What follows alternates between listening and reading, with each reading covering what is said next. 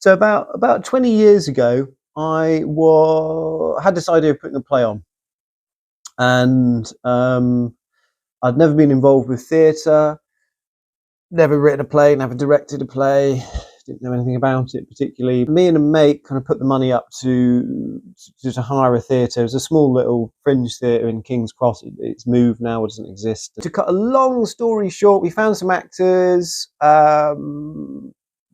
We were rehearsing the play, and in the same time I was trying to get marketing together, so posters and flyers and things like that, old school style. This was kind of before social media thing. And I had this idea that if I could get someone famous to give me a quote, so to read the play, give me a quote saying, "This is the most amazing play that I've ever read."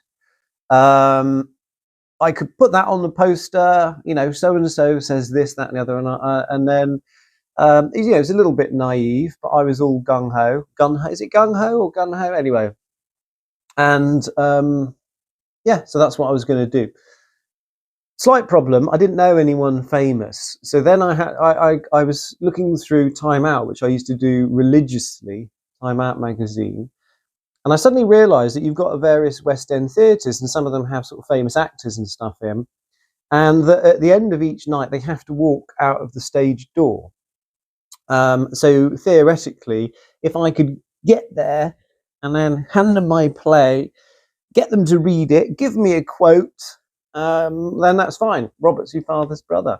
So I had a look through, and there were only two actors that were sort of well known. One was Eddie Izzard, and the other was Alan Rickman. So the first night I went down to, it was called the Comedy Theatre. It's now called the Harold Pinter Theatre, and I watched Eddie Izzard in A Day in the Death of Joe Egg, and I was really high up in the gods at the back of the theatre, and actually someone on my row projectile vomited over everyone a few rows ahead, which is a whole nother story. Don't really need to go on about that. But at the end of the play, I hung around at the stage door, and Eddie Izzard came out, and I explained what I'd like him to do, and he said, "Look, I'm dyslexic.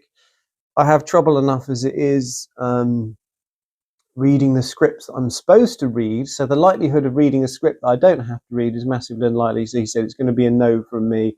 So I said, "Fair enough." The next night, I was just like, okay. I sat through that was like a whole evening. If I could get to Alan Rickman's theatre, which is called the Oldbury Theatre, which is now called the Noel Coward Theatre, if I could get there as he goes in, then I don't have to hang around all evening. So I got there super early, obviously completely missed him, ended up hanging around. I didn't watch this play. It was called Private Lives. Not funny enough, it was a Noel Coward play. So I hung around, went to a pub. I remember it was absolutely pissing it down. And then I waited outside the stage door. Now, the problem with the stage door was that obviously Alan Rickman was quite popular. And they'd actually erected like a little sort of fencing area. And there was a whole sort of gaggle of middle-aged women waiting for him. So I was kind of standing back a little bit out of the way, not wanting to get too involved. And Alan Rickman, he did eventually come out, and he had to spend ages signing autographs, having his photo taken, all that kind of stuff with all these women. And I was standing there, and I was just like, I can't just sort of wade in now in front of all these people and hand him my script and say, I'd like you to read my script.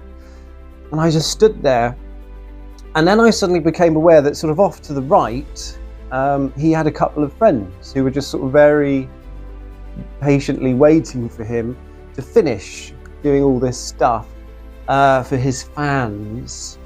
And then he eventually sort of extricated himself, and then he went over to his mates, and then they started walking towards me, and I just sort of and I was like, I can't do it, I can't, oh no. And then I was just like, I had these things going, I've been here for like 6 hours now.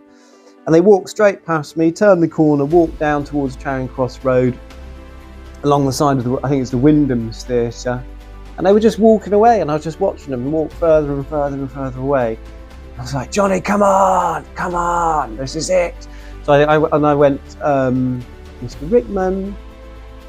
Mr. Rickman, and he turned around and gave me this absolutely withering look.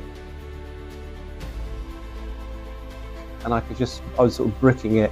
And I sort of just said, look, I've got this play, I'd really like you to read it, give me a quote or something. And he just went, oh, leave it at the stage door and I'll pick it up tomorrow. So off they went, probably moaning about me.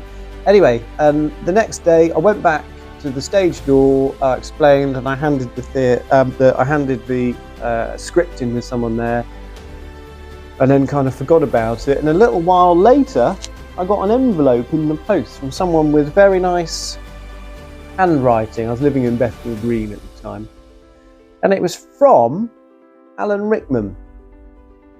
And on little Alan Rickman headed doodah paper.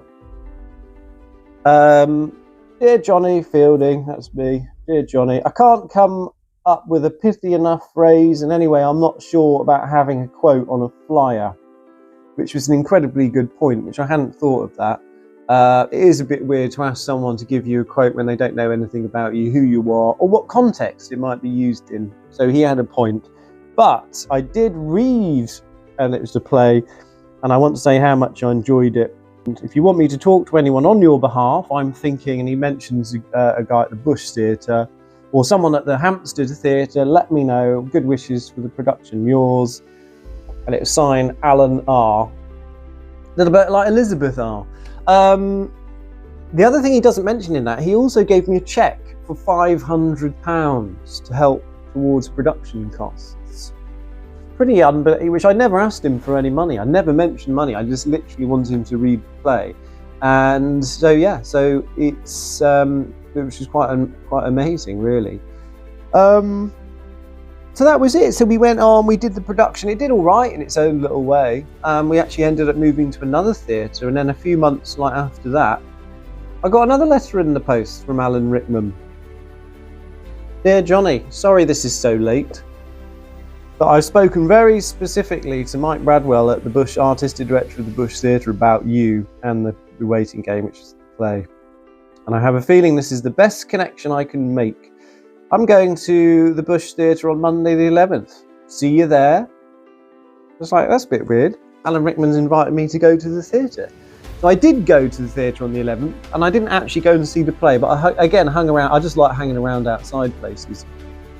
And I met him, and as he came out, and he was with a number of his mates, and one of them is an actress who's in Harry Potter, and I can't remember her name now. Anyway, but he introduced me. Oh, this is my friend Johnny, the playwright, la-di-da.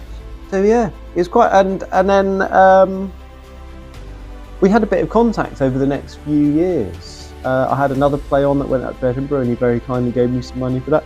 I wrote a film script I asked him if he'd be in, which he very kindly read and replied to. I have that letter somewhere. And then when he died, a few years ago now, the Guardian website set up a page for people to write comments about their thoughts about Alan Rickman or experiences they'd had with Alan Rickman. And then suddenly there was all these people sort of very similar to myself, and I discovered that I wasn't remotely alone, that he had helped loads of people in a very, very similar way. All different sorts of people, either whether it was financially or with references, in all sorts of circumstances. And he evidently never really sort of talked about it. He never made a big thing about it. He just sort of went on doing it.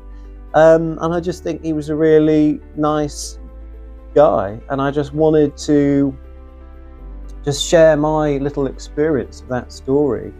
And also maybe see if there's anyone else out there with an Alan Rickman story as well. So that was it, really. That's my Alan Rickman story, or Professor Snape. Okie dokes. Bye-bye.